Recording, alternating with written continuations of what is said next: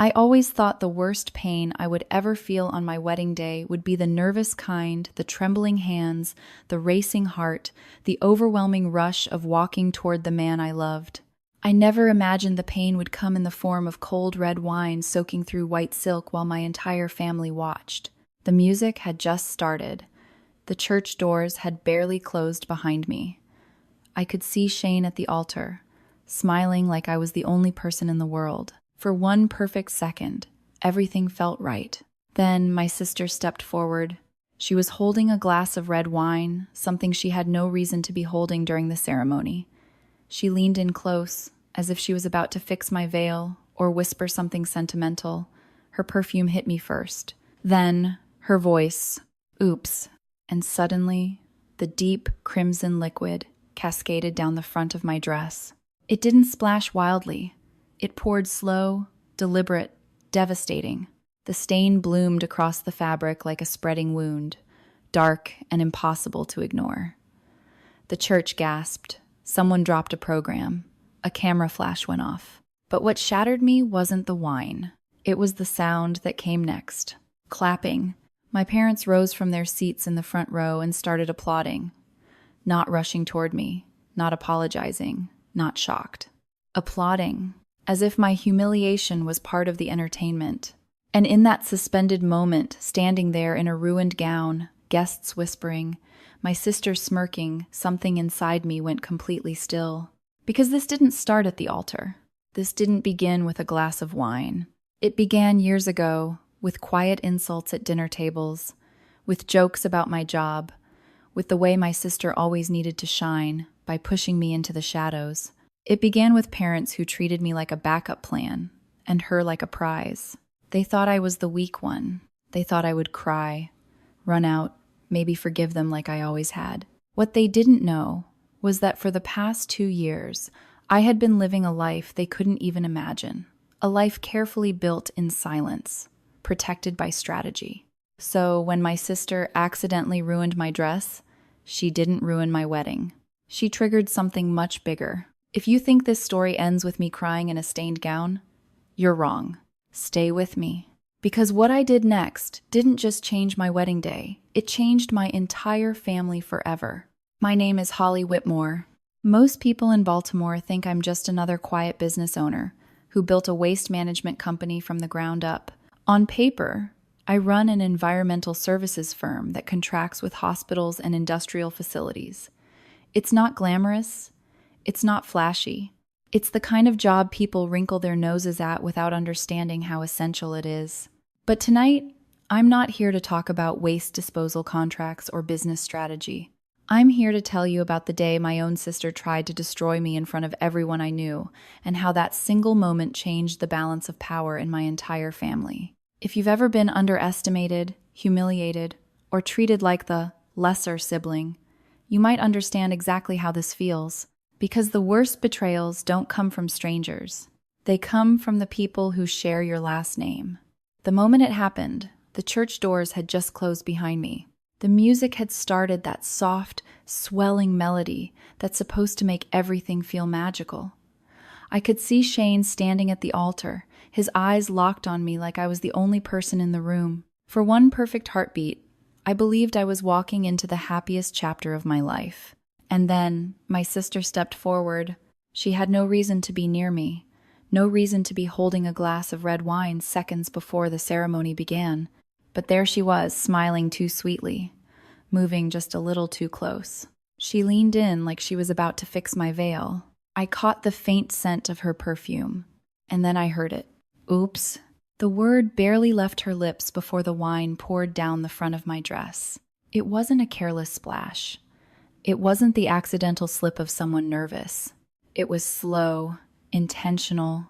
The deep crimson liquid cascaded over white silk, soaking into the fabric, spreading outward like a wound blooming open. I felt the cold seep through the material and cling to my skin. The entire church gasped at once, a sharp intake of breath that echoed off the high ceilings. Time slowed down in that strange way it does when something irreversible happens. Someone dropped their program. A camera shutter clicked.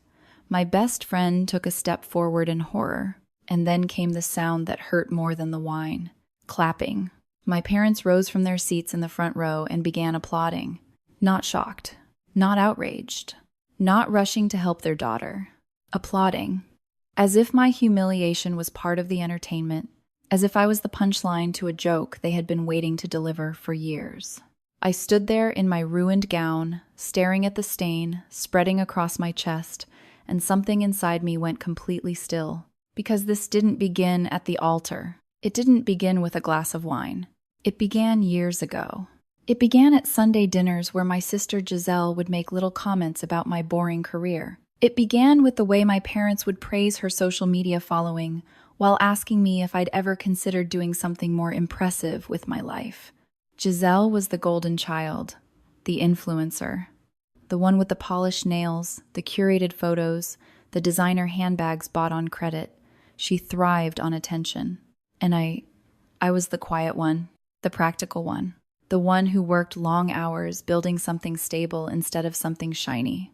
They thought I was the weaker sister, the one who would always forgive, the one who would quietly absorb every insult and keep showing up anyway. And for a long time, they were right. I told myself that blood mattered, that family mattered, that maybe if I just kept my head down and worked hard enough, they would eventually see me differently. But standing in that church, drenched in red wine while my own parents clapped at my humiliation, I finally understood something I had refused to accept for years. They didn't misunderstand me. They underestimated me. There's a difference. Underestimation can be dangerous, because when you believe someone is weak, you stop watching them closely. You stop preparing for what they might become. As my sister stood there, with that faint smirk still lingering on her lips, I saw it clearly. She expected tears. She expected me to run out of the church, maybe cancel the ceremony, maybe lash out in front of everyone. She expected chaos. What she didn't expect was silence. I didn't scream. I didn't cry. I didn't even wipe the wine away. I simply looked at her, really looked at her, and in that moment, I made a decision. Because here's what no one in that church knew. For the past 2 years, I had been building more than just a business. I had been building independence, protection, distance.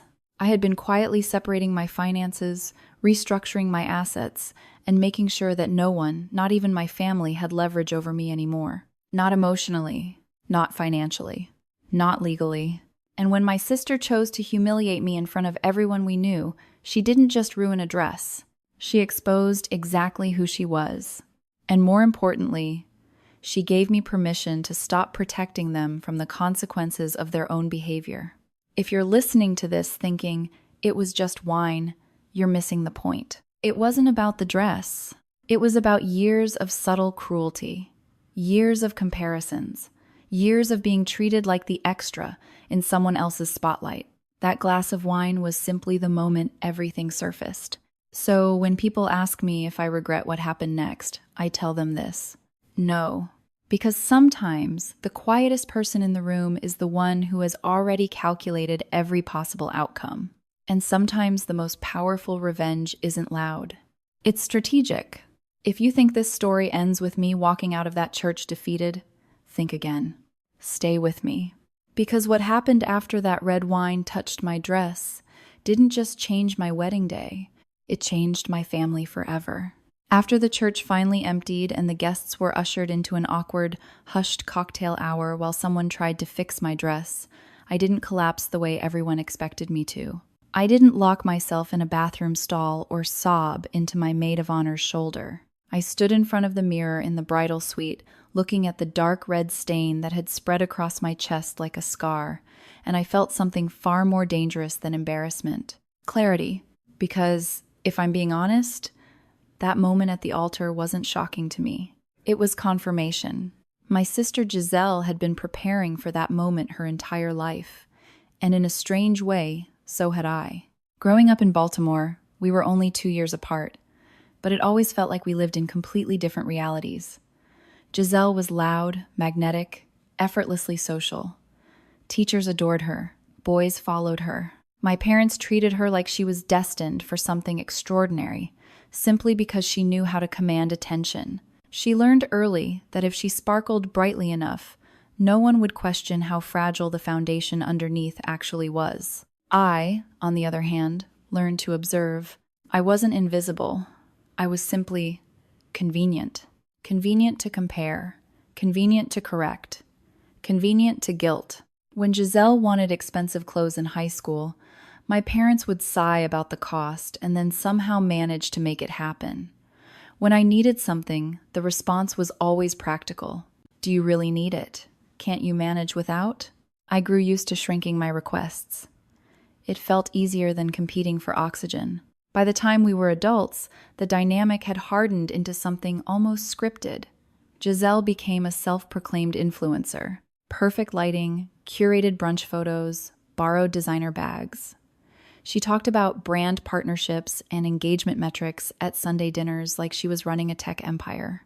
My parents would nod with pride, even though none of it translated into stable income. Meanwhile, I quietly built something real.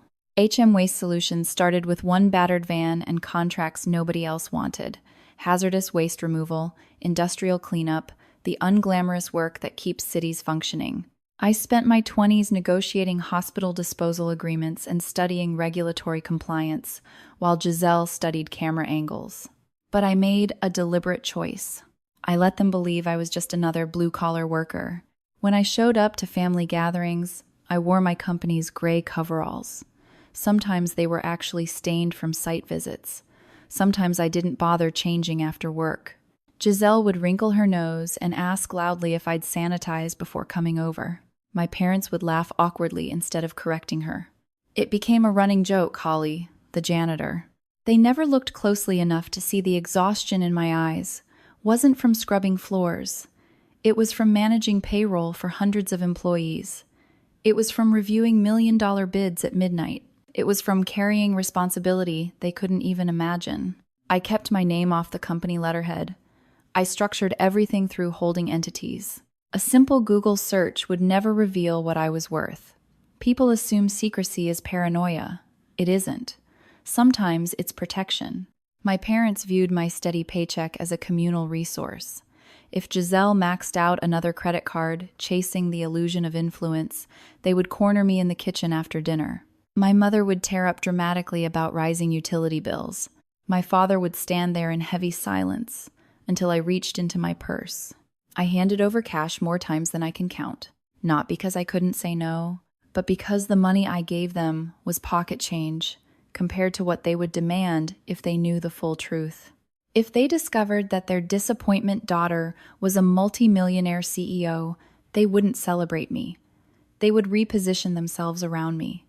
Giselle would suddenly need an executive title. My parents would insist on moving into a larger house, closer to the city. Gratitude would last about 5 minutes before entitlement took over. So I chose invisibility. Being underestimated is one of the safest positions in the world. People don't guard themselves around someone they believe is beneath them. And Giselle leaned into that belief with enthusiasm.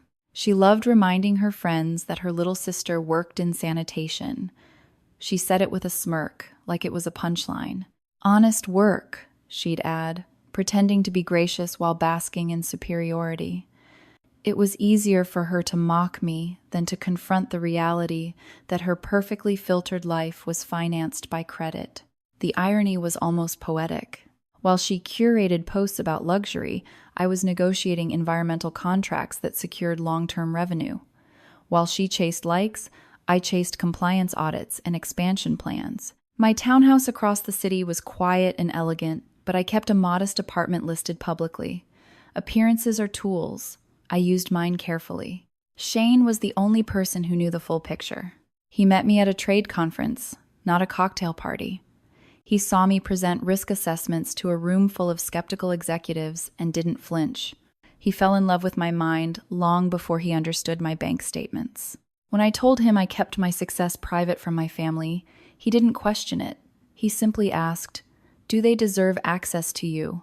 That question stayed with me, because the truth is, part of me always hoped they would change. Part of me believed that if I just kept showing up, kept being patient, kept absorbing the jokes, they might eventually look at me and see something other than a supporting character in Giselle's narrative. But envy doesn't soften with time. It ferments.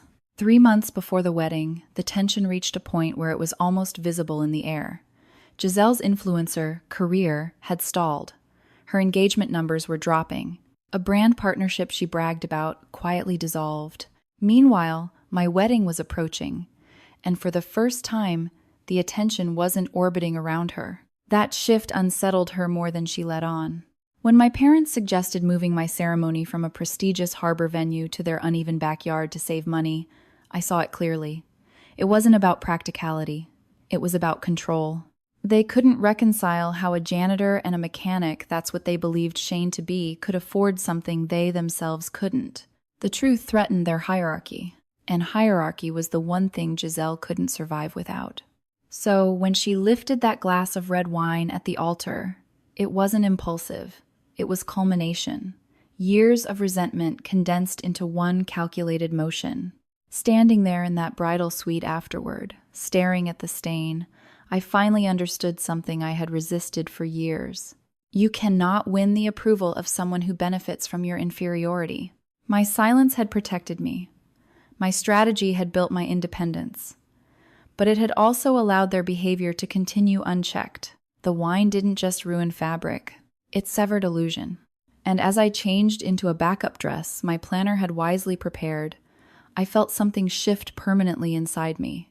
For the first time in my life, I stopped trying to be the smaller sister, and I started preparing to be the one they would never underestimate again. 2 days after the wedding, while the photos of my stained dress were still circulating quietly among guests' private group chats, I wasn't hiding under blankets or replaying the humiliation in my head. I was sitting in a high-rise office overlooking the Baltimore Harbor, across from a man who had spent 25 years dissecting financial disasters for a living. Mr. Thompson adjusted his glasses, slid a thick folder across the polished table toward me, and said calmly, "You were right to look into this." That sentence didn't give me satisfaction. It gave me confirmation. Because if there was one thing I understood better than my family ever realized, it was leverage. I had built my company from contracts that other firms considered too complicated or too risky. Hazardous waste disposal isn't glamorous work, but it teaches you something essential. The mess doesn't disappear just because you ignore it. It accumulates, quietly, patiently, until it becomes impossible to contain. Families are no different. When I told Mr. Thompson I wanted a complete financial breakdown of my parents' situation, he didn't ask questions. He simply got to work. What he uncovered wasn't shocking. It was predictable. The house I grew up in had been refinanced 3 separate times. Each refinancing wasn't for emergencies. It wasn't medical debt or unexpected loss. It was lifestyle maintenance. A kitchen remodel that didn't increase the property value. A European vacation Giselle insisted would expand her content. Designer furniture purchased to impress neighbors who weren't paying attention. The mortgage wasn't just stretched thin. It was suffocating. 4 consecutive payments had been missed. The bank had already begun preliminary foreclosure review. Giselle's financial situation was worse. Credit cards stacked on top of credit cards. Minimum payments made just in time to avoid default, but only barely. Her car, the luxury SUV she posted constantly, wasn't fully paid off. It was leased through a financing structure that left her vulnerable if income dipped. And her income had dipped. Brand deals are fickle. Engagement fluctuates. Attention is currency, and currency is unstable. My parents had spent years believing Giselle's projection of success while dismissing my quiet stability. They treated her lifestyle like proof of value, and my modest presentation like proof of mediocrity. Sitting there in that office, looking at documented evidence of their fragility, I felt something unexpected. Not anger, not triumph, relief. Because the power dynamic had already shifted long before the wedding, they just didn't know it yet. Mr. Thompson leaned back slightly and asked, "What exactly do you want to do?" That was the question that mattered. Revenge is loud. It's emotional. It seeks spectacle. Strategy is quiet. It seeks outcome. "I don't want to destroy them," I said carefully. "I just want to make sure they can't destroy me." He nodded, understanding immediately. The solution wasn't illegal. It wasn't manipulative. It wasn't even personal. It was business. Through one of my holding entities, I had capital reserves allocated for acquisitions. Distressed assets are common opportunities in the corporate world. Companies purchase struggling debt portfolios at negotiated discounts every day. It's standard practice. My parents' mortgage was simply distressed debt. The bank was willing to sell the note at a reduced rate rather than go through a prolonged foreclosure process. From their perspective, it was a clean transaction. From mine, it was insulation. If I controlled the note, I controlled the timeline, not to throw them onto the street out of spite, but to ensure that if they ever tried to leverage family obligation against me again, I would no longer be cornered. There's something surreal about signing paperwork that shifts decades of emotional power. My signature at the bottom of that acquisition agreement didn't feel dramatic. It felt clinical. The janitor they mocked now legally held the instrument tied to their home, but they didn't know. And that was intentional. Secrecy had protected me for years. I wasn't about to abandon it in a moment of ego. When the official transfer finalized, I instructed Mr. Thompson to handle everything through formal channels. No threats, no gloating, just standard procedure. Notices sent, payment expectations clarified, deadlines documented. If they met their obligations, nothing drastic would happen. If they didn't, the consequences would unfold naturally. The law doesn't scream.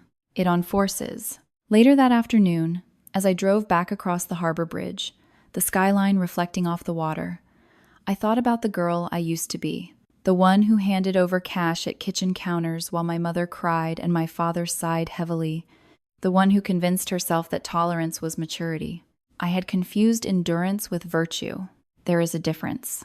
Endurance absorbs harm, boundaries prevent it. That evening, my phone rang. My mother's name flashed across the screen.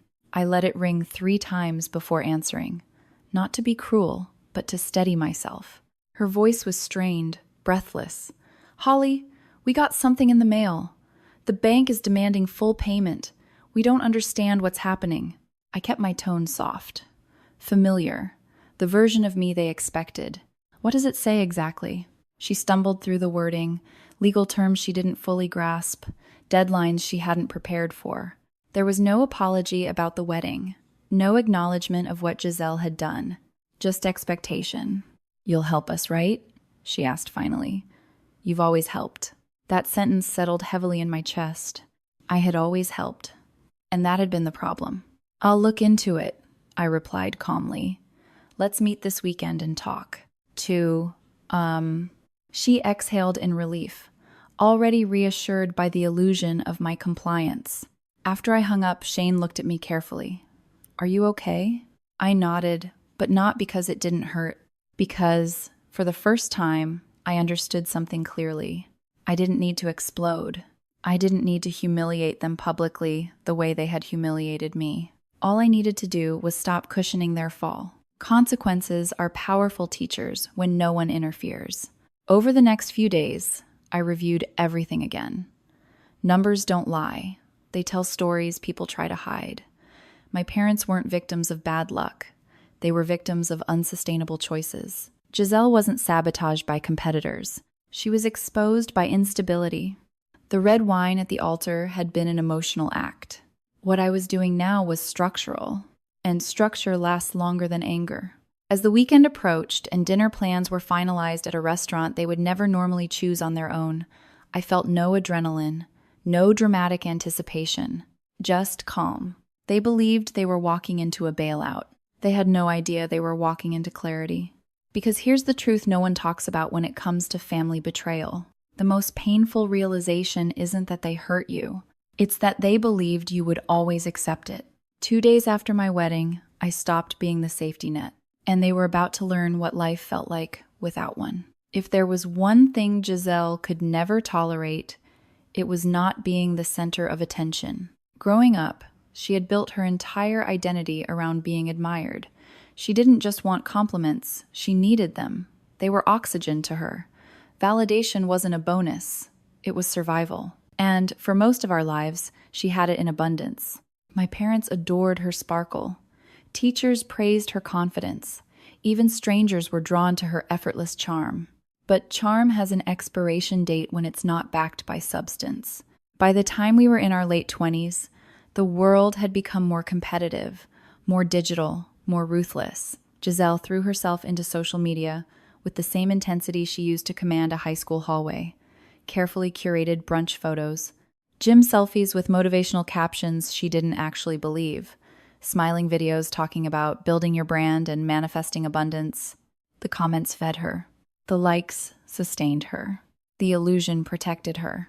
At family dinners, she would prop her phone against a wine glass and record snippets of conversation, angling the camera so the dim lighting made everything look warmer, more glamorous than it really was. My parents would straighten their posture whenever she said she was going live. I would quietly continue eating, usually in my gray work uniform, grease faintly marking the sleeves. That contrast amused her. She loved to remind people that her sister worked in sanitation. She'd say it sweetly, like she was proud of me, but there was always that subtle curl at the edge of her mouth. Honest work, she'd add, as if I were a charity case she tolerated out of generosity. The irony never occurred to her. While she was curating perception, I was building infrastructure.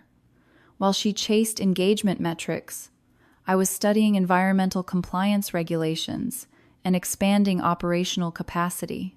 But because I didn't announce it, it didn't exist in her world. In her mind, value was visibility, and I wasn't visible. When Shane entered my life, something shifted.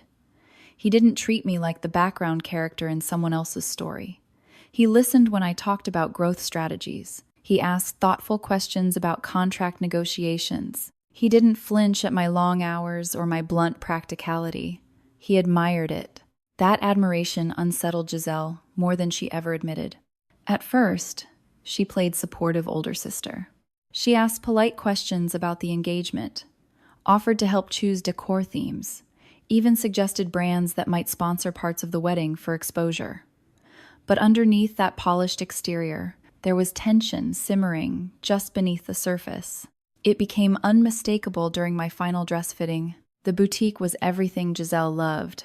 Velvet seating, mirrored walls, soft champagne lighting. I stepped out of the dressing room in a designer gown I had chosen carefully. It wasn't flashy. It was elegant, structured, understated in a way that required confidence rather than spectacle. For a brief second, I saw something flicker across her face. Not admiration. Assessment. She stood slowly, crossed her arms, and tilted her head. "It's beautiful," she said at first, but her voice was tight.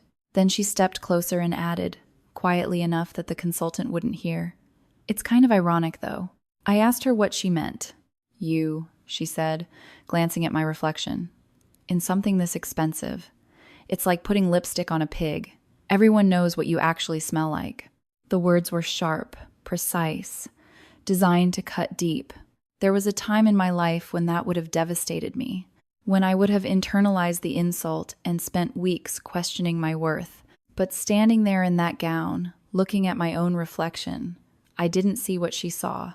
I saw a woman who had built something real, a woman who didn't need approval to validate her existence. So instead of reacting, I smoothed the silk at my waist and smiled gently at the consultant. "I'll take it," I said, pulling out my black card and placing it on the counter. Giselle watched the transaction carefully. She tried to mask it, but I saw it, the brief widening of her eyes, the micro-expression of confusion. The janitor shouldn't have that kind of spending power. It disrupted her narrative. That disruption was the beginning of her unraveling. In the weeks leading up to the wedding, her comments became sharper, subtle jabs about how simple my career was, suggestions that maybe we were overspending. Questions about how Shane and I could realistically afford such a venue. They weren't innocent questions. They were probes. She was searching for cracks in the story she believed about me, searching for evidence that would restore her superiority. But there were no cracks, only silence. The night Shane and I accidentally overheard my parents and Giselle laughing about teaching me a lesson at the wedding, I wasn't surprised. Disappointed, yes, but not surprised. Giselle's jealousy had matured into something active. It wasn't enough for her to shine. She needed me dimmed, publicly, visibly. She needed an audience. And what better stage than a wedding? A wedding shifts attention. It crowns someone else, even if only temporarily. It announces stability, partnership, adulthood. It centers someone who isn't her. For someone who measures worth in spotlight, that's unbearable. When she lifted that glass of wine at the altar, she wasn't just spilling liquid. She was reclaiming attention. But what she didn't understand, what she never understood, is that attention without power is empty. She had the spectacle. I had the structure. And structures outlast spectacles every time. Looking back now, I can see that Giselle wasn't purely malicious in the beginning. She was insecure, terrified of becoming irrelevant, terrified that the world might move on without applauding her. But insecurity, when left unchecked, becomes cruelty. And cruelty, when publicly displayed, has consequences. As I stood there in the bridal suite after the ceremony sabotage, I thought about that dress-fitting moment, about the way she tried to shrink me with a sentence, about how small she needed me to be in order to feel tall. And for the first time, I didn't feel anger toward her. I felt distance. There is something freeing about realizing someone's attacks say more about their fragility than your worth. Giselle believed she was winning that day in the church. She believed she had humiliated me beyond repair. But humiliation only works when you agree to carry it. And I didn't. Instead, I carried something else entirely. Perspective. Because while she measured value in applause, I had spent years building mine in silence. And silence, when used correctly, can be the most powerful advantage of all. 3 months before the wedding, the first real crack in the illusion appeared not at the altar, not with the wine, but at my parents' kitchen table on an ordinary Tuesday evening. My mother had called earlier that afternoon and said she needed to discuss something important about the wedding. Her tone was tight, rehearsed. I assumed it was about catering numbers or the guest list. Shane and I drove over after work, thinking it would be another mildly uncomfortable but manageable conversation. The house looked the same as it always had, carefully staged, slightly too polished, like it was permanently waiting for visitors. Giselle was already there, sitting at the table scrolling on her phone, one manicured finger lazily swiping through notifications. She didn't look up when we walked in. My father stood near the sink with his arms crossed, jaw tense. My mother gestured for me to sit. The air felt heavier than usual. "Holly," my mother began, folding her hands together as if she were about to deliver devastating news. "We've been thinking about the wedding budget."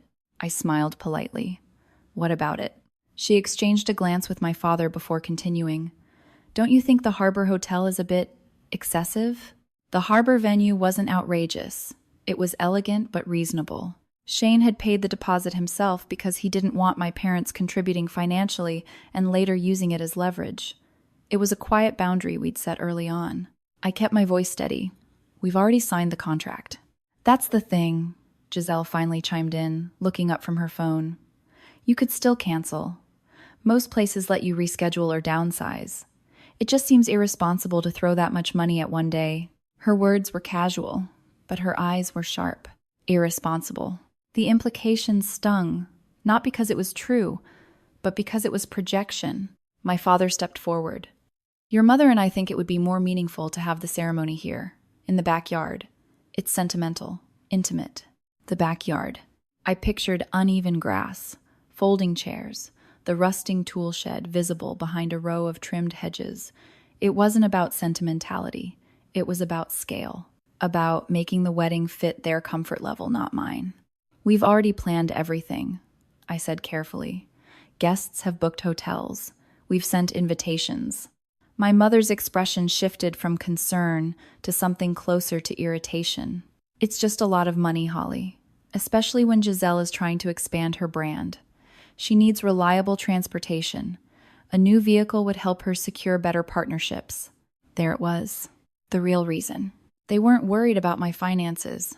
They were reallocating them. I felt Shane's hand tighten slightly around mine under the table. "So you want me to cancel my venue?" I said slowly. "To help buy Giselle a car?" "It's not like that," my mother insisted quickly. We're just suggesting priorities. Giselle leaned back in her chair, crossing her legs. I mean, your job is stable, right? You'll recover. This is about investing in growth. The irony almost made me laugh. I studied her face. She believed what she was saying. She genuinely saw my wedding as flexible capital, a resource to redistribute toward her ambition. Shane cleared his throat. It was subtle, but it shifted the energy in the room. The venue is paid for, he said calmly. My father frowned. Paid? Yes, Shane replied evenly. In full, deposit and remaining balance. Silence fell over the table. My mother blinked. With what money? Shane's expression didn't change. Mine. That answer unsettled them more than I expected. They had constructed a narrative in which both of us were modest earners. Mechanic and janitor. Stable, but not expansive. The Harbor Hotel didn't fit that narrative. My father's voice grew sharper. You should have discussed that with us. It's our wedding, Shane replied, still calm. We didn't think we needed approval. The word approval lingered in the air like smoke. Giselle's jaw tightened. Must be nice to throw money around. We're gonna stay. That was when I realized this conversation wasn't about logistics at all. It was about control. For years, my parents had positioned themselves as gatekeepers. They determined what was reasonable, what was extravagant, what was acceptable. And now, for the first time, they were excluded from that decision-making process. They didn't know how to process it. My mother's voice softened, but it carried an undercurrent of pressure. Holly, sweetheart, we just don't want you starting your marriage off with reckless spending. I met her eyes. We're not. She didn't believe me. Not because she thought I was lying, but because she thought I was incapable. That assumption had always worked in their favor. If I was small, they were safe. If I was struggling, they were superior. But the moment they sensed that I might not be struggling, that I might actually be stable, even comfortable, something in them tightened. Giselle pushed her chair back abruptly. Whatever. It's your money to waste. Waste. The word echoed in my mind long after we left. On the drive home, the city lights flickered across the windshield in quiet streaks. Shane kept his eyes on the road but reached for my hand. They're scared, he said finally. Of what? I asked. That you don't need them anymore. The simplicity of that statement struck me harder than the kitchen conversation had. Need. For most of my life, I had been the dependable one, the quiet backup, the daughter who handed over cash without asking questions, the sister who absorbed insults without retaliation. They were comfortable with that version of me, the version that needed their validation, even if it never came. But independence is destabilizing to people who rely on hierarchy. When they suggested moving my wedding to the backyard, they weren't trying to save money. They were trying to shrink the event to fit their understanding of me. They wanted the wedding to reflect the version of Holly they were comfortable with. Modest, manageable, controllable. The Harbor Hotel represented something else entirely. It represented autonomy, and Giselle couldn't tolerate that shift. In the weeks after that conversation, the tension didn't dissolve. It thickened. Small comments turned sharper. Jokes carried more edge. Every decision about the wedding felt like a subtle power struggle. But I didn't argue. I didn't justify. I didn't reveal. I let them believe they had lost the battle over the venue, but won something else that they still understood me completely. Underestimation is most effective when uninterrupted. Looking back now, that night at the kitchen table was the first time I saw the full outline of what was coming. Giselle didn't just want attention. She wanted equilibrium restored. And if she couldn't elevate herself higher than me, she would find a way to pull me down. The backyard proposal wasn't about flowers or chairs. It was about reminding me where I belonged.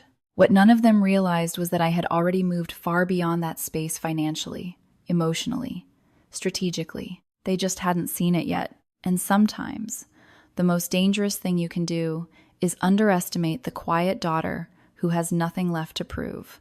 The night everything truly shifted didn't happen in the church. It happened in my parents' living room on an ordinary rainy Tuesday, weeks before the wedding, when Shane and I stopped by to drop off the finalized seating chart. It was supposed to be a quick visit. We weren't even planning to stay long. I had printed the guest layout, color-coded the tables, carefully balanced family tensions so no one would feel slighted.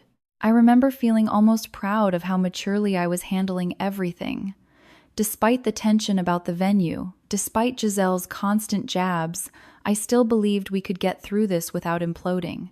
We walked through the front door without knocking, something I'd done 1,000 times growing up, and immediately heard voices coming from the living room. At first I smiled. They sounded animated, almost cheerful. Then I realized they weren't discussing logistics. They were laughing. Shane reached for my hand instinctively as we slowed in the hallway. We hadn't announced ourselves yet. My mother's voice carried clearly. "She really thinks this is her moment," she said. My father chuckled. "Let her have her fancy hotel. We'll make sure she remembers who she is." There was something in his tone that made my stomach drop. Giselle's voice came next, light, amused, almost playful. "I already have an idea. It'll be subtle enough to look accidental, but dramatic enough that she won't forget it." They laughed again. The sound didn't feel like family. It felt like spectators planning a show. I felt the blood drain from my face. Shane's grip tightened slightly, grounding me in place. Every instinct in me wanted to storm into the room, demand an explanation, force them to look at me while they justified whatever they were planning. But I stayed still, because the next thing my father said shattered whatever illusion I had been clinging to. "She needs to be reminded that she's not better than us," he said flatly. "This wedding is getting out of hand. It's time she learns her place." Her place. I had heard variations of that phrase my entire life, not always explicitly, but always implied. Don't outshine, don't exceed, don't rise too far beyond the version of you we're comfortable with. Giselle let out a soft snort. "Trust me, she'll be humiliated enough to calm down." Humiliated. The word echoed in my ears. It wasn't about saving money. It wasn't about concern for our future. It wasn't even about jealousy anymore. It was about control. They didn't want me celebrated unless it fit within boundaries they approved of. They didn't want me thriving in a way that forced them to reevaluate the narrative they'd constructed about me. For years, I had convinced myself that their behavior came from insecurity, from misunderstanding, from generational differences. But this was deliberate, strategic. "Krill." Shane leaned slightly toward me and whispered, "We should go." His voice was calm, but I could hear the tension beneath it.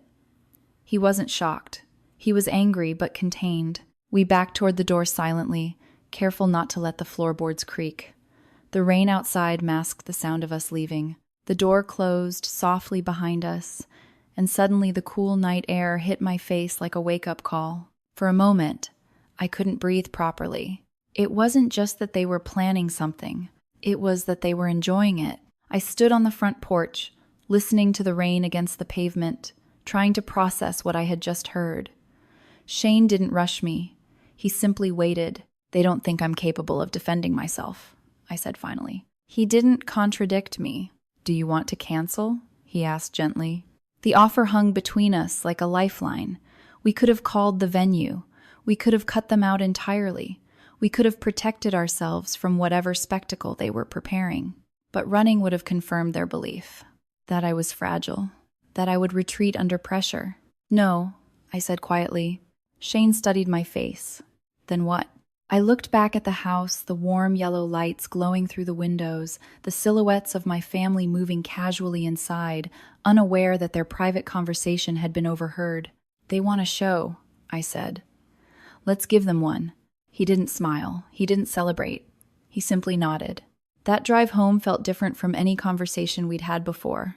There was no panic, no frantic planning, just a steady, emerging clarity. If they wanted to expose themselves publicly, we wouldn't stop them.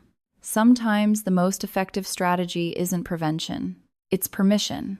In the weeks that followed, I behaved exactly the way they expected.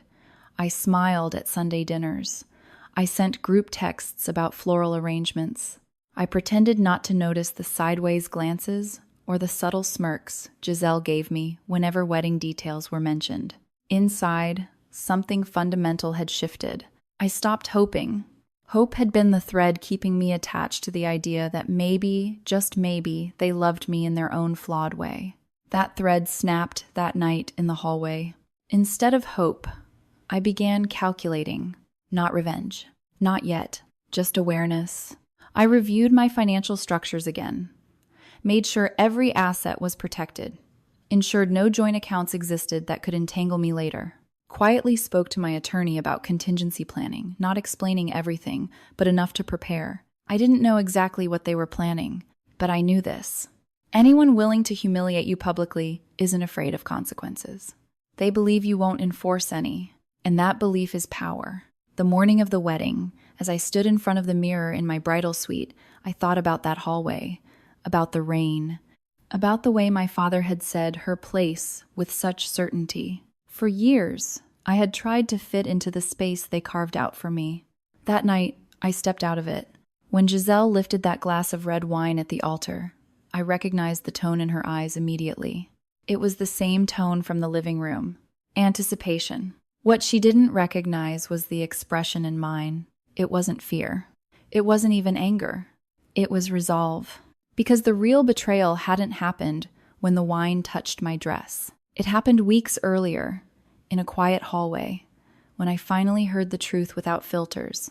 And once you hear the truth clearly, you can never go back to pretending you didn't. That night, in the rain outside my childhood home, I stopped being their quiet daughter.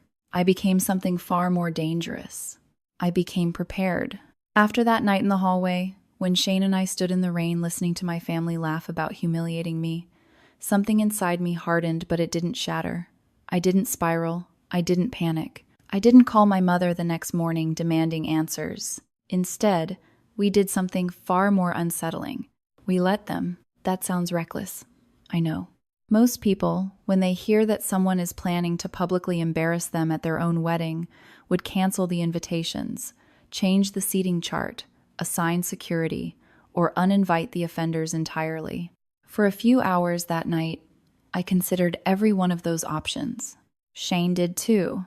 We sat at our kitchen island long after midnight, the rain still tapping softly against the windows, and mapped out every possible scenario. If we confronted them, they would deny it. If we uninvited them, they would play the victims.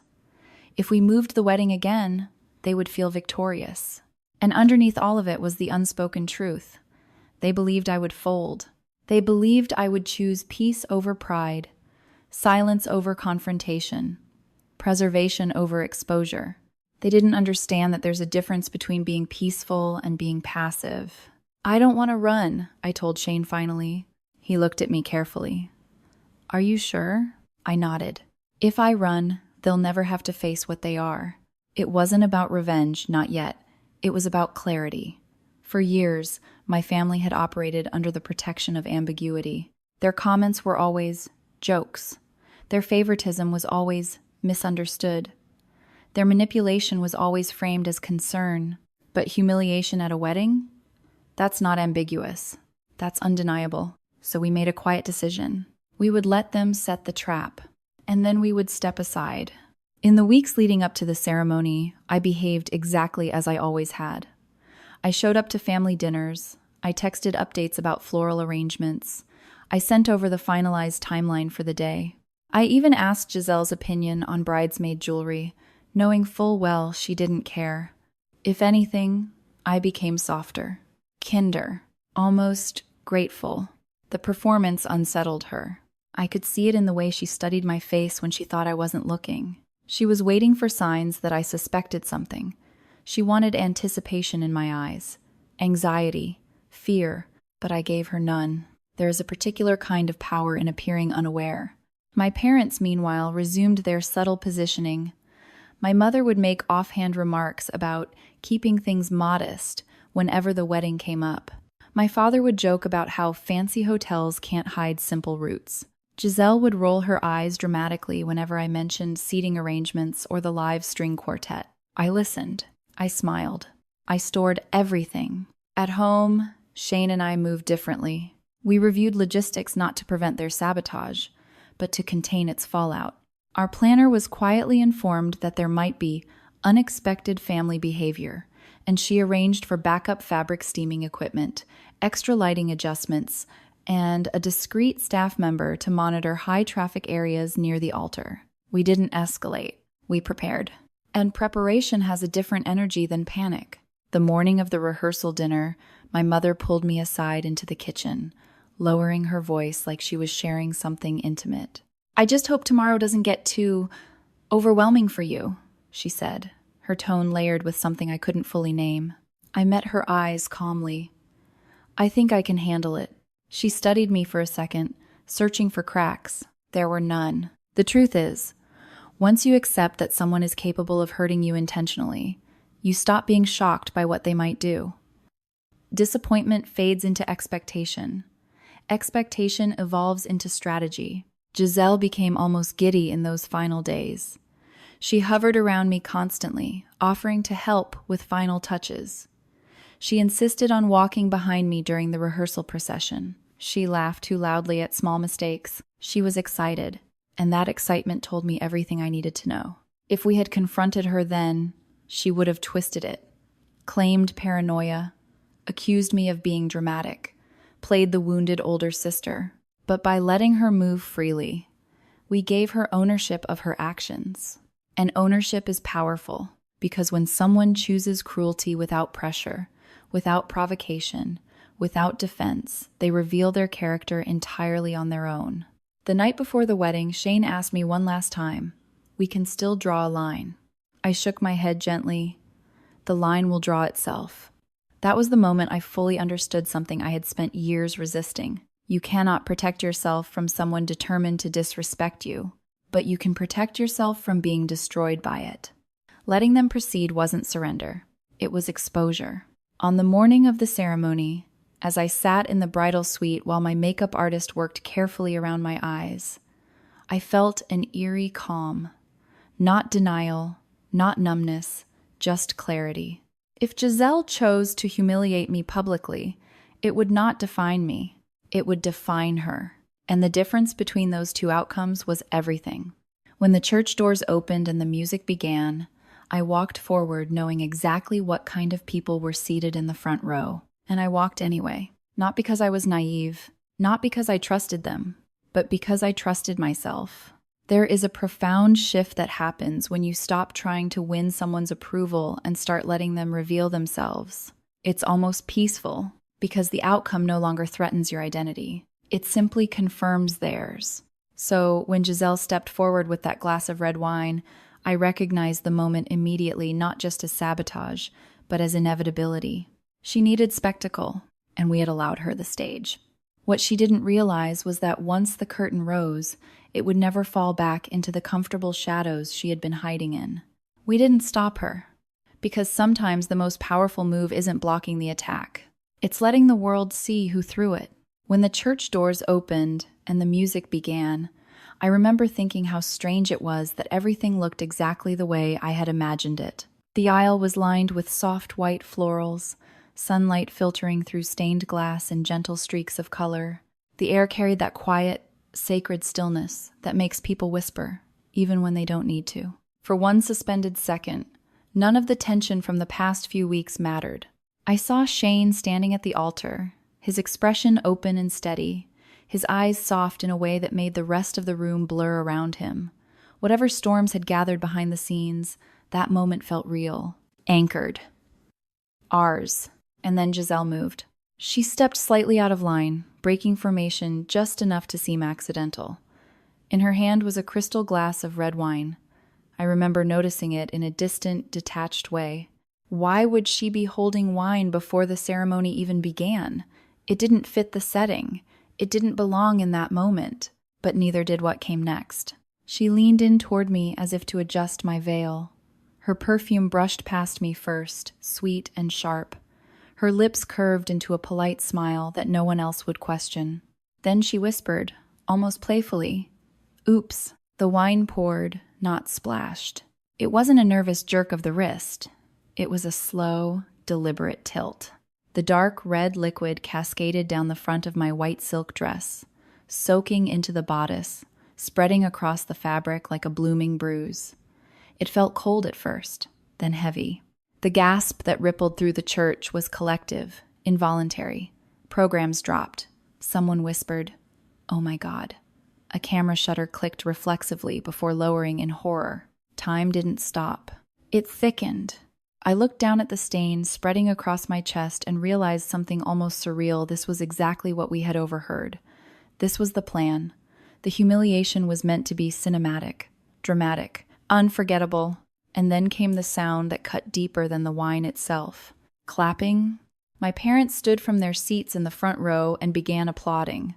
Not hesitantly, not nervously, confidently, as if they had just witnessed a performance they approved of. The applause was brief, awkward, and then it faltered as other guests stared at them in disbelief. But it had already landed. The message had already been delivered. You are not above us. You are not untouchable. You are not the center of this story. My best friend rushed forward with tissues, her face pale. Holly, I gently stopped her hand. It wasn't because I didn't appreciate her. It was because I understood something in that instant that changed everything.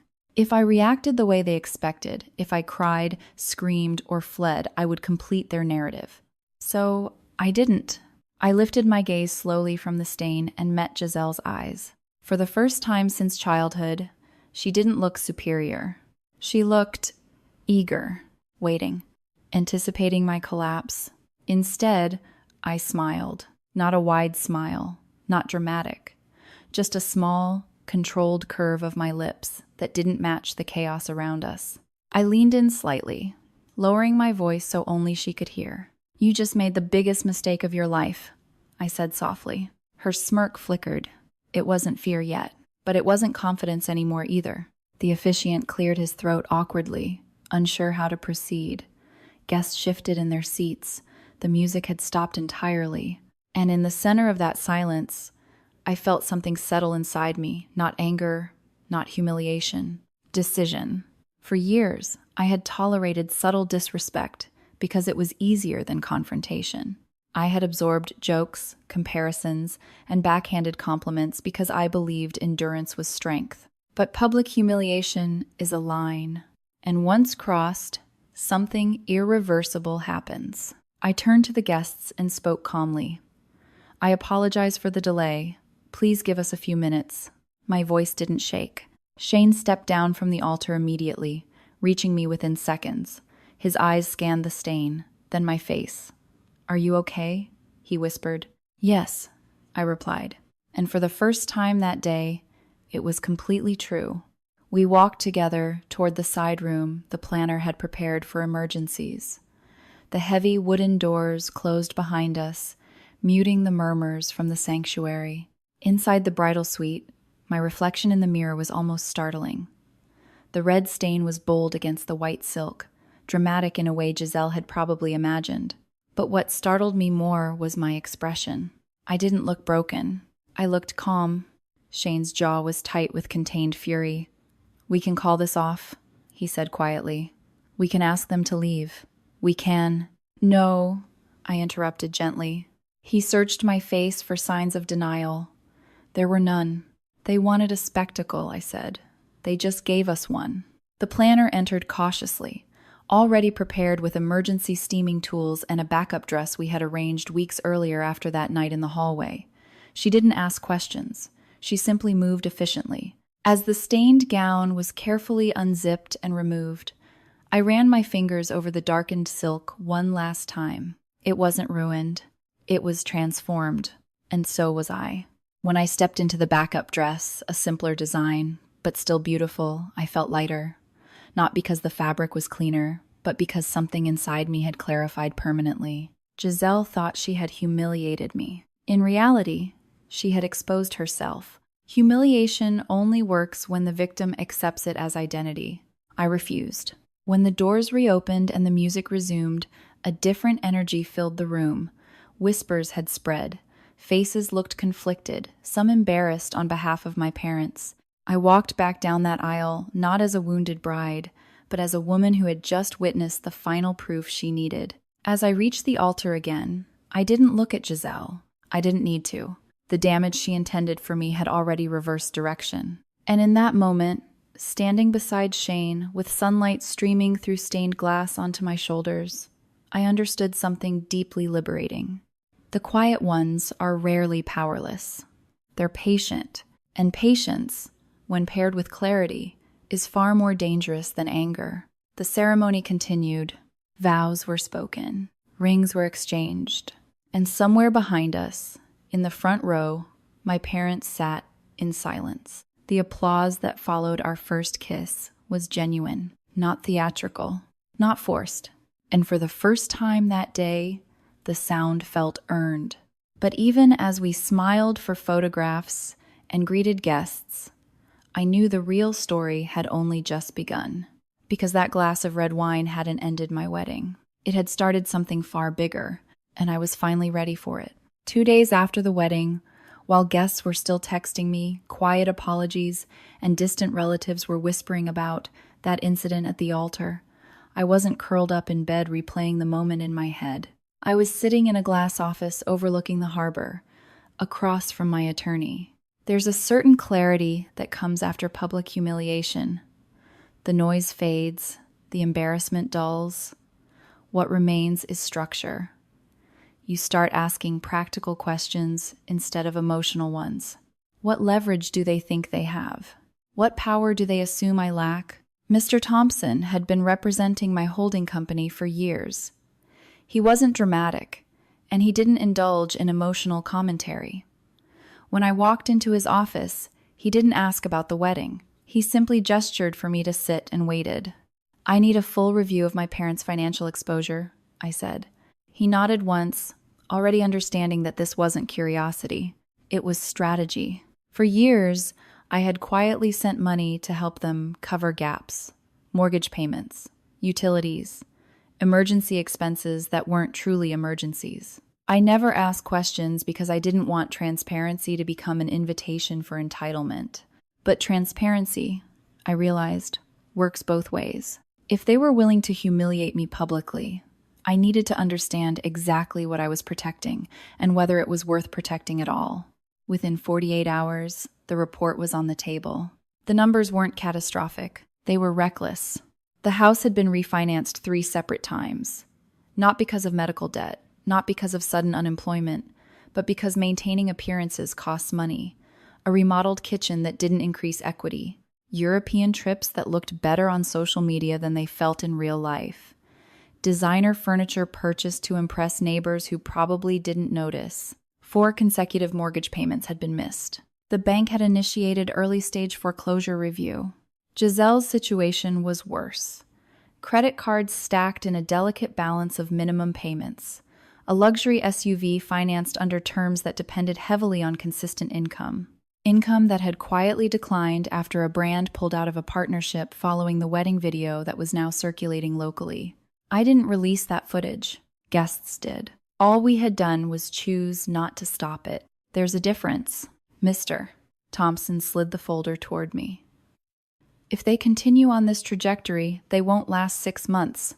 I leaned back slightly, absorbing that. 6 months. For years, I had functioned as a silent buffer. Whenever they miscalculated, I compensated. Whenever Giselle overspent, I stabilized. Whenever my parents stretched beyond reason, I absorbed the excess. Without me, the system destabilized quickly. That realization didn't make me feel powerful. It made me feel done. "They'll call, Mr." Thompson said quietly. "I know," and I knew exactly how the conversation would go. It happened the next morning. My phone buzzed just after 9. My mother's name flashed across the screen. I let it ring once, twice, 3 times, not to be cruel, but to steady myself. When I answered, her voice was tight with panic. "Holly, we got something in the mail. The bank is demanding immediate payment. We don't understand what's happening." No apology. No mention of the wine. Just urgency. I kept my tone soft, measured. "What exactly does the letter say?" She stumbled through legal phrasing she didn't fully grasp. Deadlines. Default language. Accelerated payment terms. I listened carefully. After she finished, there was a pause. Then, predictably, "You'll help us, right?" That question landed differently than it used to. For years, it had been framed as expectation disguised as affection. You're the reliable one. You're the stable one. You'll figure it out. This time, I didn't rush to reassure her. I'll review everything, I said calmly. Let's meet this weekend and go over it together. Relief flooded her voice immediately. Thank you, sweetheart. I knew you wouldn't let us drown. Drown. The irony wasn't lost on me. After I hung up, Shane looked at me from across the kitchen. He didn't ask what she said. He already knew. Are you going to bail them out? He asked gently. I considered the question seriously. I'm going to understand the situation fully, I replied, which was true. That afternoon, I authorized Mr. Thompson to explore a lawful option, purchasing distressed debt. It's a standard corporate maneuver. Banks often prefer selling troubled notes to investors rather than navigating prolonged foreclosure proceedings. It wasn't illegal. It wasn't unethical. It was business. Through one of my investment entities, we opened discussions with the bank. The mortgage note was negotiable at a discount due to default risk. The transaction would be clean, quiet, and entirely within regulatory guidelines. If acquired, it would shift the dynamic, not emotionally. Structurally, for years, my family believed power came from volume, from louder voices, from visible confidence, from public gestures. They underestimated paperwork. They underestimated quiet. They underestimated patience. When the acquisition finalized, I didn't celebrate. I didn't gloat. I signed the documents with steady hands and instructed that all communication remain professional and standard. No threats. No surprises. Just policy. If payments were made, nothing escalated. If they weren't, consequences would proceed lawfully. That weekend, we agreed to meet at Gold Leaf, one of the more refined seafood restaurants downtown. My mother insisted on somewhere nice, likely imagining a dramatic handoff of a check across white linen. As I prepared to leave that evening, I felt no adrenaline, no anger, just resolution. For years, I had mistaken endurance for kindness. I believed absorbing harm made me mature. I believed tolerating disrespect made me generous. But generosity without boundaries becomes self-erasure. The wine at the altar had forced me to confront something I had avoided for most of my adult life. They didn't respect me because I made it easy not to. Power doesn't require shouting. It requires clarity. As Shane and I drove toward the restaurant, the city lights reflected across the harbor like scattered stars. I thought about the little girl who once tried so hard to earn approval from the front row. She would have cried after the wedding. She would have apologized for causing tension. She would have handed over everything without question. I am not her anymore. 2 days after my wedding, I didn't seek revenge. I sought balance, and balance, when restored properly, doesn't feel explosive. It feels inevitable. By the time we pulled up to the valet stand, I knew one thing with complete certainty. I was no longer their safety net, and for the first time in my life, that didn't scare me. By the time Saturday evening arrived, the air in Baltimore carried that early autumn chill that makes everything feel sharper, more defined. Gold Leaf sat along the harbor, all glass walls and polished brass, the kind of place my parents would normally call overpriced, unless someone else was paying. They were already seated when Shane and I arrived. Of course they were. Giselle had chosen the table by the window, the best one in the restaurant, with a clear view of the water and the city skyline behind it. My parents were dressed carefully, almost theatrically. My mother wore a deep emerald dress she usually saved for holiday dinners. My father had put on a blazer he rarely bothered with anymore. They didn't look like people on the verge of financial collapse. They looked like people anticipating rescue. As we approached the table, I noticed the spread in front of them. Oysters, already half-eaten. A seafood tower glistening under crushed ice. A bottle of champagne resting in a silver bucket. They hadn't waited for us. Giselle smiled too brightly when she saw me. "There she is," she said, as if nothing had happened at the altar just days before. No apology, no acknowledgement, just performance. I took my seat calmly across from them, Shane beside me. The waiter returned almost immediately, asking if we'd like to order. My father waved him off impatiently. "We're fine for now," he said. "We'll settle everything at the end. Everything." The word hung in the air. My mother leaned forward, lowering her voice slightly. Holly, sweetheart, we're so glad you could make it. We've been so stressed. I nodded gently. I can imagine. Giselle took a slow sip of champagne, studying me over the rim of her glass. About the wedding, she began casually. I hope you're not still upset. It was just a little accident. You know how clumsy I am. The audacity of that statement almost impressed me. The entire church had witnessed the deliberate tilt of her wrist, the whisper, the smirk, and yet here she was, rewriting reality in real time. Shane's fork paused midair. I placed a subtle hand on his knee under the table, a silent signal. Not yet. My father cleared his throat. Let's focus on the important thing, the bank letter. There it was. No detour through accountability. No detour through remorse. Straight to money.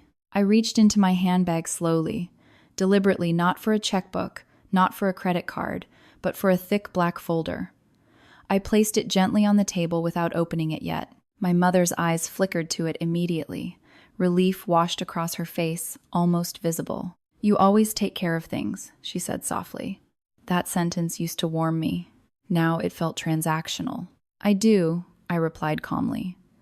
But I also like to understand what I'm taking care of. My father shifted in his seat. There's nothing complicated. We just need help covering the overdue amount. Once that's handled, everything stabilizes. I met his gaze evenly. 4 missed payments isn't a small gap. His jaw tightened. We had unexpected expenses. I tilted my head slightly. The kitchen remodel? Silence. Giselle set her glass down with a faint clink. You went through our finances? I reviewed public records. I corrected smoothly. My mother's expression faltered. Why would you do that? Because I was asked to help, I said gently. And helping responsibly requires information. The waiter returned with the bill folder and placed it discreetly at the edge of the table. No one touched it. Instead, all eyes shifted back to the black folder in front of me. I opened it slowly. The top page displayed the formal transfer of the mortgage note, the bank's letterhead, the notarized signatures, the assignment of debt to an investment entity owned by HM Holdings, my holding company. My father leaned forward, squinting slightly. What is this? It's the updated ownership of your mortgage, I replied evenly. My mother frowned. What does that mean? It means, I continued calmly, that the bank no longer holds your loan. It is a... The silence that followed was heavier than anything I had experienced at the altar. Giselle's eyes flicked between the pages.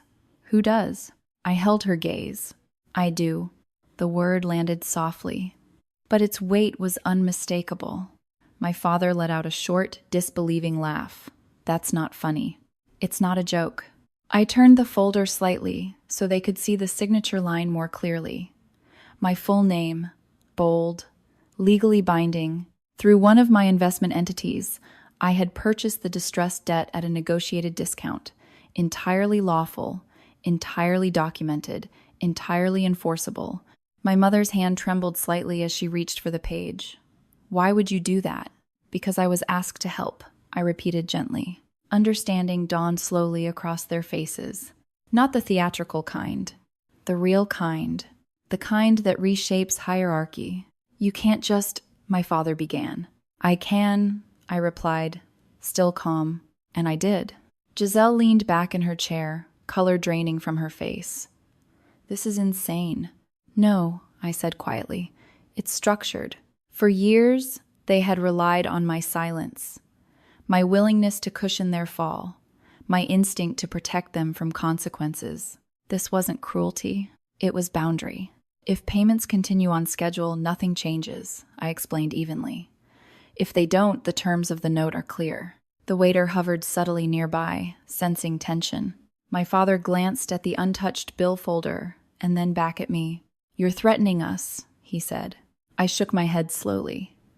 I'm enforcing structure. There is a difference. Giselle's voice cracked slightly. You're our family. And you applauded when I was humiliated, I replied softly. That was the first time the wedding entered the conversation. And for the first time, No one dismissed it as an accident. The restaurant felt smaller suddenly, the polished walls reflecting back a scene none of us had fully anticipated. My mother's eyes filled with tears, not dramatic this time, but stunned. "We didn't think." "No," I said gently. "You didn't." The bill still sat untouched at the edge of the table. I closed the folder carefully and slid it back into my bag. "You'll receive all communication through formal channels," I added. "Professionally." The power shift wasn't explosive. It was quiet, but it was absolute. For years, they had believed control belonged to the loudest voice in the room. That night, they learned it belongs to the person holding the paperwork. I stood slowly, smoothing the front of my dress. Shane rose with me. My father glanced again at the bill, then at me. "Are you paying for this?" I met his eyes steadily. "No." Presage. And for the first time in my life, I walked away from that table without feeling responsible for cleaning up what they had created. Behind us, the harbor lights shimmered against the glass. In front of us, the night air felt lighter than it had in years. I hadn't destroyed my family. I had simply stopped shielding them from themselves. And that, I realized, was more powerful than any revenge could ever be. The moment the folder closed and slid back into my handbag, the illusion finally shattered. Until that second, I think part of them believed this was some elaborate bluff, that I had brought paperwork to scare them, that eventually I would soften, reach into my purse, and pull out a check the way I always had. But when I stood up and left the bill untouched on the table, reality began to settle in. We hadn't even reached the valet stand when my phone started ringing. Giselle. I let it ring. Then it rang again and again. By the time we reached the car, it had switched to my mother. Shane opened the passenger door for me, but before I stepped in, I turned the phone face down in my hand. "They're panicking," he said quietly. "I know." I didn't answer. Not yet. The next morning, the panic escalated. At 8:17 a.m., Giselle's name flashed across my screen again. This time, I answered. Her voice was stripped of all performance. "What did you do?" she demanded. "I purchased distressed debt," I replied evenly. "You can't just buy our house." "I didn't buy your house," I corrected gently. "I purchased the mortgage note. There's a difference." Silence. I could almost hear her trying to process the terminology. "Fix this," she snapped finally. "You're being dramatic." The irony was almost unbearable. "Dramatic?" I repeated calmly. "You poured wine on my wedding dress in front of 200 guests. That was an accident. It's really friends. Then you should have no problem taking responsibility for your finances," I said. Her breathing quickened. "You're enjoying this." I paused. "No," I answered truthfully. "I'm done preventing consequences." She hung up. By noon, my father called. His tone was colder, more measured. "Holly," he began, "this isn't how family handles disagreements." I leaned back in my office chair, watching the harbor through the window. "Is public humiliation how family handles disagreements?" I asked quietly. He didn't answer that. Instead, he pivoted. "You've made your point. Now reverse it." "I haven't made a point," I said calmly. "I made an investment." "You're going to evict us?" he pressed. "If payments are made on time, nothing changes." "And if they're not?" "Then the contract proceeds as written." There was a long pause. For years, my father had relied on intimidation through tone, a subtle heaviness in his voice that implied authority. It used to work on me. It didn't anymore. "You've changed," he said finally. "No," I replied softly. "I've stopped compensating." The line went quiet. When my mother called that afternoon, her voice carried something new. Fear. "Holly, please," she whispered. "We'll apologize." Giselle didn't mean it. That sentence might have worked a week earlier. It didn't work now. "An apology doesn't restructure debt," I said gently. "We're your parents," she said, as if that fact alone should override everything. "And I was your daughter at the altar," I replied. She began to cry. In the past, that sound would have undone me. I would have rushed to reassure her, to ease her discomfort, to restore harmony. But harmony built on imbalance isn't real. It's performance.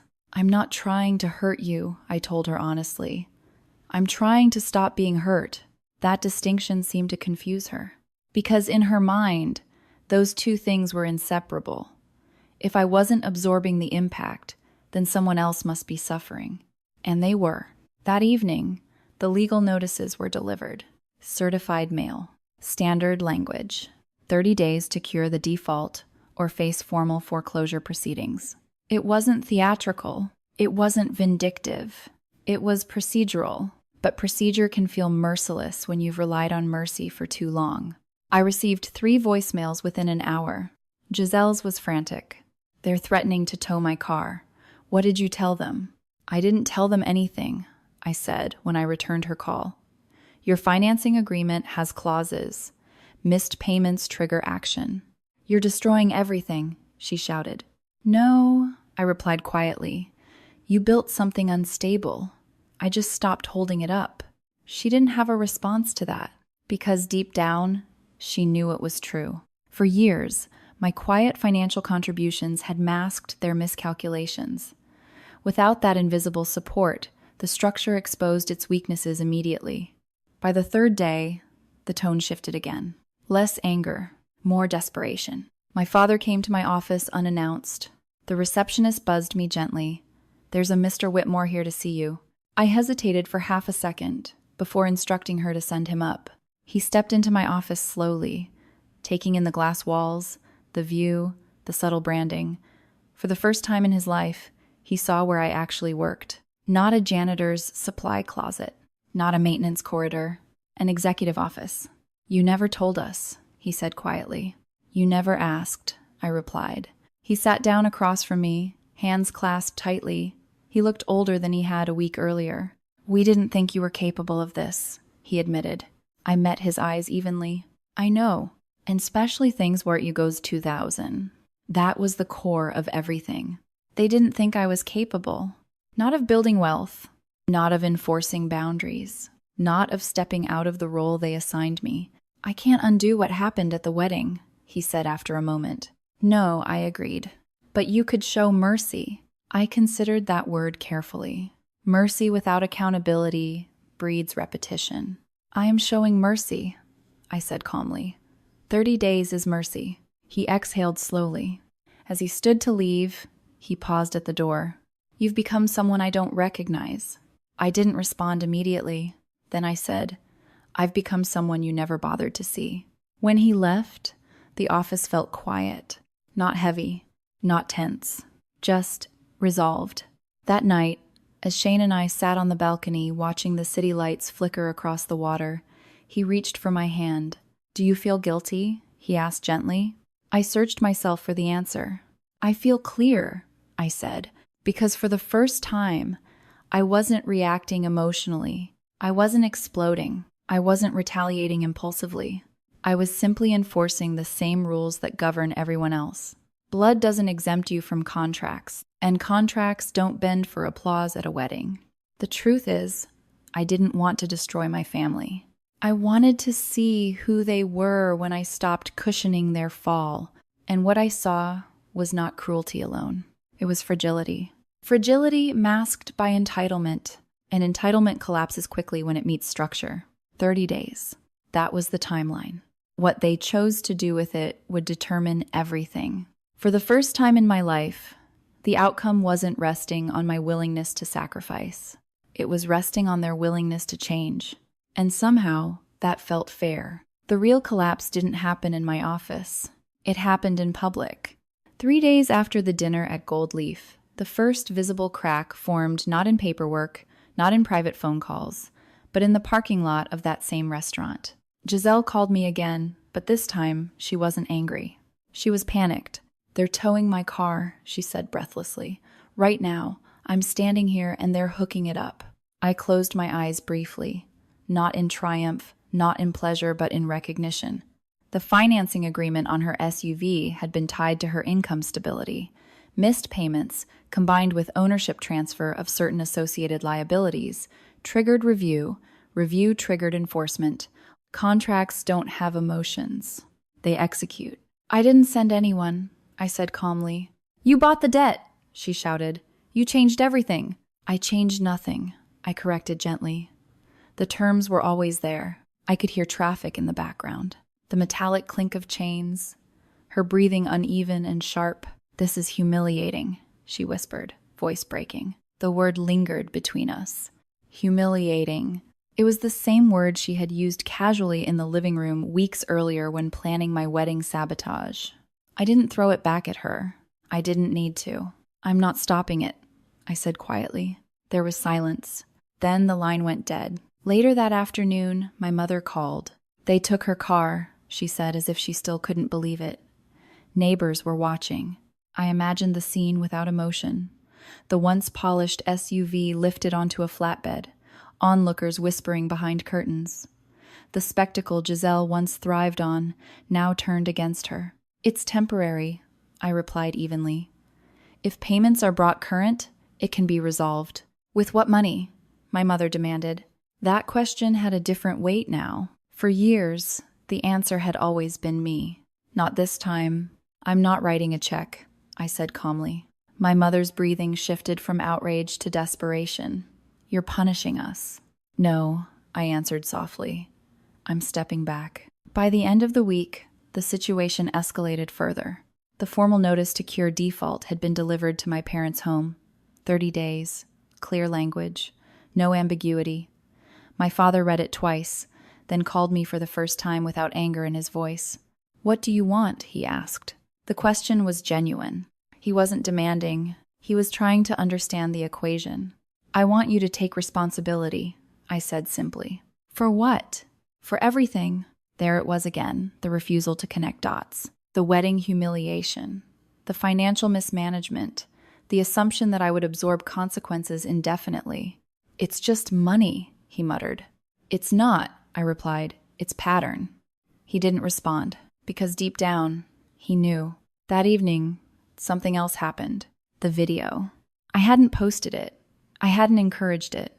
But someone in the congregation had recorded the wine incident from a clear angle. It showed Giselle's deliberate tilt of the glass. It showed my parents clapping. And it spread. Not nationally. Not virally, in the dramatic sense. But locally, enough. Within 48 hours, the boutique brand Giselle had been courting for months sent her a formal email. They could not continue association with behavior that reflected intentional public harm. Her contract evaporated. She forwarded me the email with no message attached. I didn't respond, because this wasn't my orchestration. It was consequence. By the following Monday, my parents' tone shifted again. Not defensive, not outraged, defeated. My father arrived at my office for a second time, but this visit felt different. He didn't look around this time. He didn't take in the view. He didn't comment on the glass walls. He sat down heavily across from me. "We can't refinance," he said quietly. "No one will touch it now." I nodded. The foreclosure timeline wasn't immediate, but it was inevitable if payments weren't restored. "We need time," he added. "You have it," I replied. 30 days isn't enough. "It's standard." He studied me carefully. "You've become very cold." I held his gaze without flinching. "No," I said. "I've become consistent." Even exputed dollars pre. Cold implies absence of feeling. Consistency implies boundary. There is a difference. When he left, I didn't feel victorious. I felt finished. For years, I had equated love with rescue, with stepping in before impact, with smoothing over friction so no one felt discomfort. But discomfort is instructive. Without it, nothing changes. A week later, I drove past my parents' neighborhood unintentionally on my way to a client meeting. I saw Giselle standing outside the house, phone pressed to her ear, pacing. No SUV in the driveway, no glossy symbol of status. Just reality. She didn't see me. And for the first time in my life, I didn't feel the urge to stop and fix it, because fixing it would mean restoring the imbalance. The final blow didn't arrive dramatically. It arrived through certified mail and legal process. Notice to vacate. If the debt was not cured within the specified window, possession would transfer and eviction would proceed. My mother's call that night wasn't theatrical. It was small. "Holly," she said quietly, "we might lose the house." I listened to the silence between her words. You remortgaged it 3 times, I said gently. You knew the risk. We didn't think it would go this far. Neither did I. Not at the altar. Not in the hallway, weeks earlier. But once the illusion shattered, the timeline accelerated naturally. Help us, she whispered. I closed my eyes for a moment. For years, that phrase would have triggered immediate action. Now, it triggered evaluation. If I step in again, I said carefully, nothing changes. You're choosing pride over family, she replied. No, I corrected softly. I'm choosing balance over chaos. There was no shouting, no dramatic declarations. Just reality settling in. The truth is, I didn't set out to destroy them. I set out to stop absorbing their instability. And instability, once unsupported, collapses under its own weight. By the time the 30-day mark approached, it was clear they could not cure the default. Not without a miracle. And I had decided I was no longer in the business of performing miracles for people who applauded my humiliation. One evening, as Shane and I sat in our living room, reviewing nursery paint samples because, yes, life had continued moving forward in beautiful, quiet ways, I realized something that surprised me. I didn't feel hatred. I didn't feel revenge. I felt relief. Relief that the pattern had finally reached its conclusion. Relief that I was no longer the invisible safety net stretched beneath their reckless leaps. And perhaps most of all, relief that the little girl who once tried so desperately to earn applause had finally stopped performing. The collapse wasn't explosive. It was procedural. And procedure, unlike emotion, doesn't reverse itself. The stage Giselle once loved so much had turned into a mirror. And this time, there was no filter strong enough to blur the reflection. The 30-day mark arrived without drama. No shouting matches. No desperate last-minute payments. No miracle investors riding in to rescue them. Just silence. Sometimes collapse doesn't look like an explosion. Sometimes it looks like paperwork processed on schedule. On the morning the cure period expired, I was in my office reviewing a quarterly expansion proposal for one of our new hospital contracts. My phone buzzed softly on the desk. A notification from legal. Default not cured. Proceeding with possession filing. I stared at the message for a long moment. For years, I had imagined that if this day ever came, I would feel powerful, vindicated, satisfied. Instead, I felt still. Because what was happening wasn't revenge. It was consequence unfolding without interference. By early afternoon, my father called. His voice sounded different. Not angry, not defensive. Exhausted. They're moving forward, he said quietly. Yes, I replied. You're really going to let this happen? It wasn't an accusation this time. It was disbelief. I turned my chair slightly toward the window, watching a tugboat guide a cargo ship slowly across the harbor. Everything moved according to structure, according to rules, according to gravity. I'm not letting it happen, I said gently. It's happening. That's not the same thing, he insisted weakly. It is, I replied. There was a long pause. We can't cover it, he admitted finally. There's nothing left. Nothing left. For years, there had always been something left. Another credit line, another refinance, another emergency contribution from me. But once the safety net disappears, people see the bottom clearly. What do you want from me? He asked again. The question had changed tone since the restaurant. Before, it carried entitlement. Now, it carried vulnerability. I want you to understand why we're here, I said. Silence. You applauded when I was humiliated, I continued softly. You told me I needed to remember my place. He inhaled sharply. We didn't think it would go this far, he said. You didn't think I would go this far, I corrected. Another silence. When he spoke again, his voice cracked slightly. I underestimated you. There it was. Not an apology, but an admission. I know, I said quietly. That was the core of everything. They underestimated my stability, my patience, my capacity for restraint, and most of all, my willingness to stop absorbing damage. 2 days later, the formal notice to vacate was delivered. 30 additional days to leave the property. Standard legal procedure. My mother's call that evening didn't come immediately. It came hours later, after reality had settled in. "Holly," she said softly, and for the first time in my life, there was no performance in her voice. "We're packing." The image hit me unexpectedly. The dining room table where we'd shared birthdays, the staircase I had walked down for prom, the backyard where Giselle and I once fought over childish things that seemed enormous at the time. I closed my eyes briefly. "I'm sorry it's come to this," I said truthfully. "You could stop it," she whispered. That old reflex stirred faintly inside me, the instinct to fix, to soothe, to restore. But restoration without change is repetition. "If I step in now," I said gently, "nothing will be different 6 months from today. You're our daughter." "I was your daughter at the altar," I replied. She didn't argue, because she couldn't. Over the next few weeks, the visible signs of unraveling became impossible to ignore. Giselle's social media presence slowed, then stopped entirely. No curated brunch photos, no filtered affirmations, no staged luxury angles. Influence fades quickly when the illusion cracks. Without her car, she relied on rides from friends who began declining more often than accepting. Without stable income, credit tightened further. Without the house as backdrop, her online persona felt hollow. She texted me once during that period. A simple message: "You've ruined everything."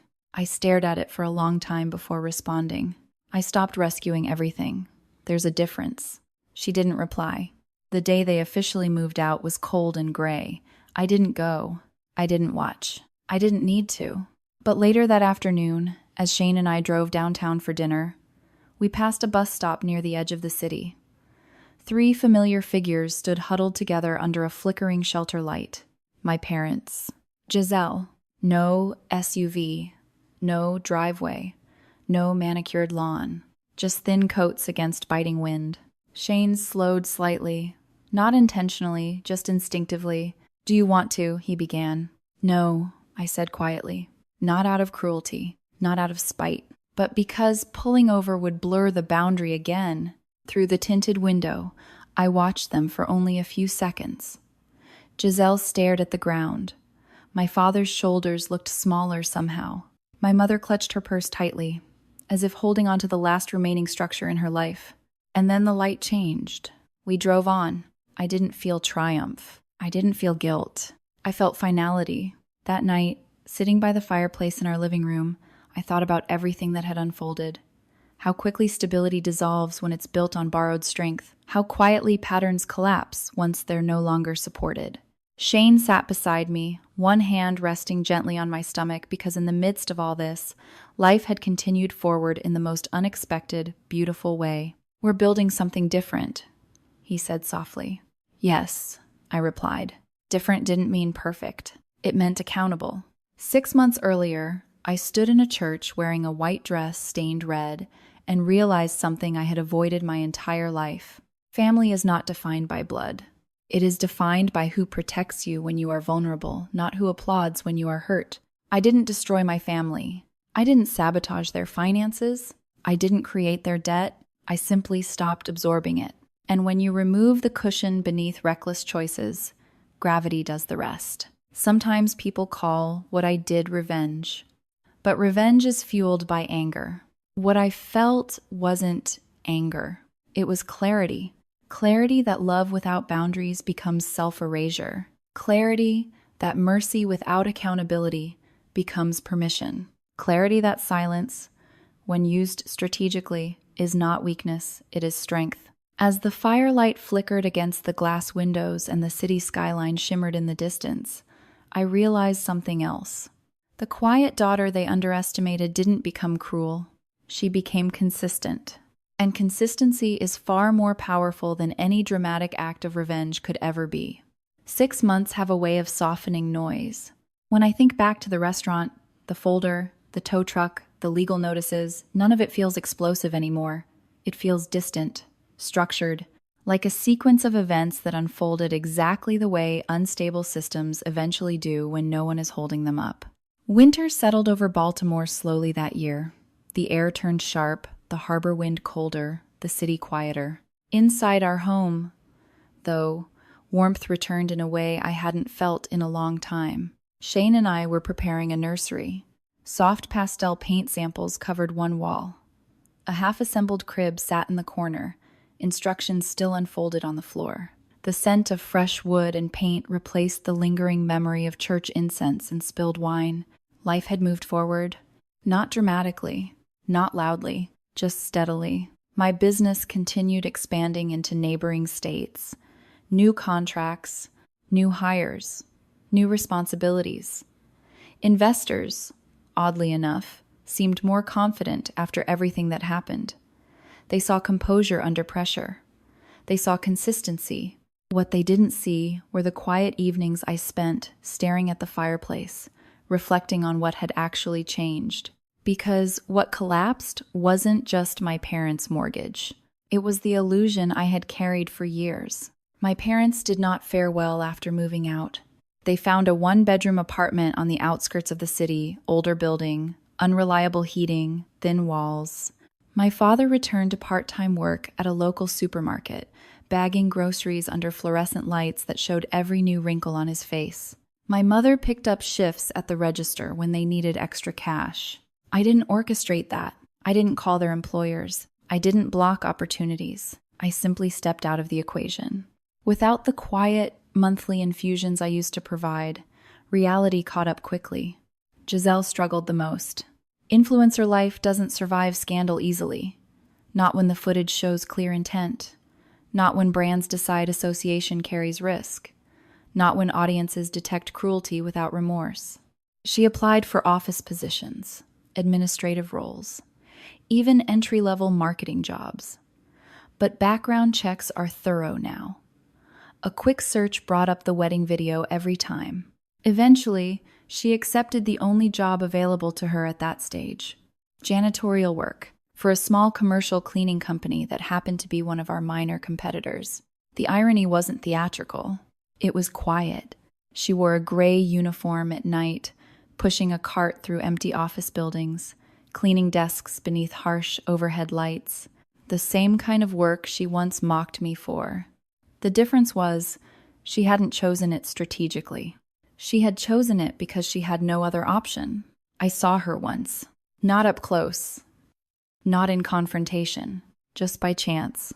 Shane was driving me to a prenatal appointment downtown when we stopped at a red light near a bus stop. 3 figures stood beneath the shelter in freezing rain. My father's posture was smaller than I remembered. My mother clutched her coat tightly around her, and Giselle stared at the pavement, shoulders hunched, uniform partially visible beneath her jacket. For a split second, my heart reacted instinctively, that old reflex. Pull over, offer a ride, smooth it over. But then I remembered the church, the applause, the laughter in the living room weeks before. And I remembered something more important. Boundaries don't dissolve because weather turns cold. We could, Shane began gently. No, I said, not cruelly. Just clearly, we drove forward when the light changed.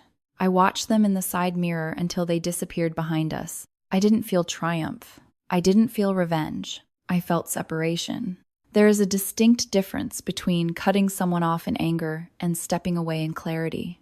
Anger burns quickly. Clarity endures.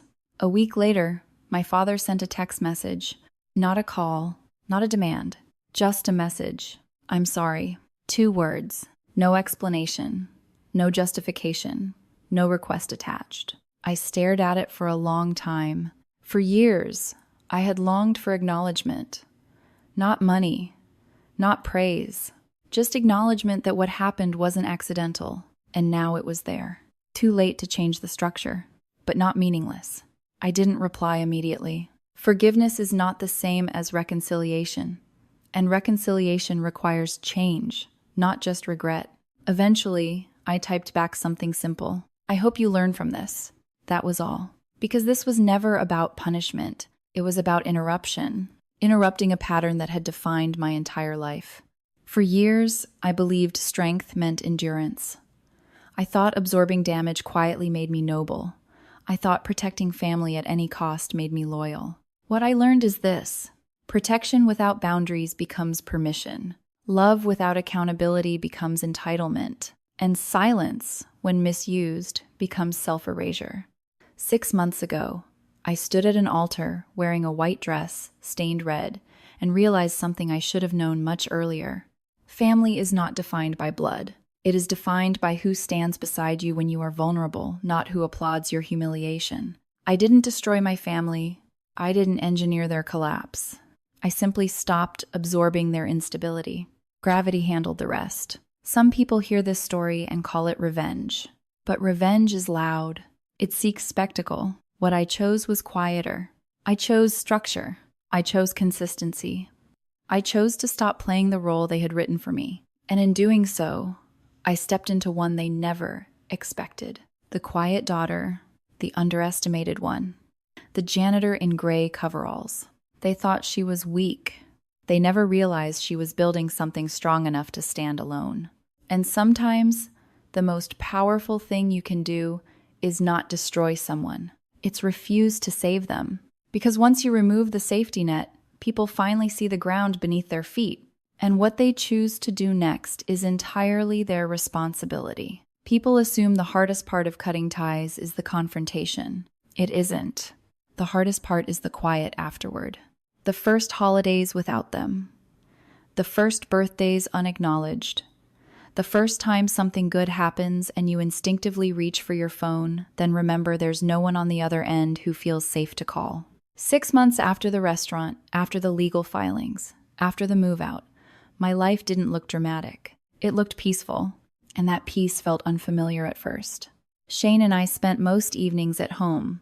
The nursery was finished now, soft cream walls, a wooden crib by the window, a rocking chair in the corner. I would sit there sometimes, one hand resting gently over the curve of my stomach, listening to the quiet hum of our heating system and the distant city noise beyond the glass. The silence in our home was no longer heavy. It was protective. There were no tense Sunday dinners, no passive-aggressive remarks, no subtle hierarchy negotiations, no quiet calculations about how much I would need to transfer to cover someone else's mismanagement. Just space. Healthy space. My business continued to grow, not because of what happened, but because it had always been stable. Investors appreciated predictability. Clients valued reliability. And the story that circulated locally about my composure under pressure only reinforced what I had built quietly for years. Strength doesn't need to announce itself. It reveals itself when tested. My parents adjusted slowly to their new reality. I heard bits and pieces through mutual acquaintances. My father bagging groceries, my mother working checkout shifts, Giselle commuting by bus to cleaning jobs in office buildings after dark. There were no dramatic confrontations, no screaming in parking lots, just adaptation.